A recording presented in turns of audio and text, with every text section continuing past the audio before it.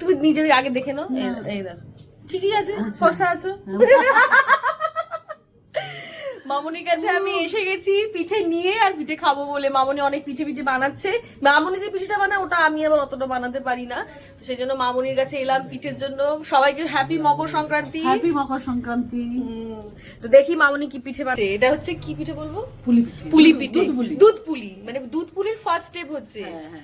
এটা। দুধ পুলি হচ্ছে, আর এখানে একটা হয়ে গেছে অলরেডি। এটা তো আর একটু বাকি আছে। আর এই যে ফার্স্ট রাউন্ড হয়ে গেছে আবার আস্তে আস্তে। বাহ, খুব সুন্দর। লেটেস্ট ব্লগ এখন চেক হচ্ছে, কি ব্লগ গেছে। আর এখানে কি রে, কফি টফি না বানিয়ে দাঁড়িয়ে রয়েছিস? না, আজকে ভাবছিলাম করবো বাট করলাম না। কেন?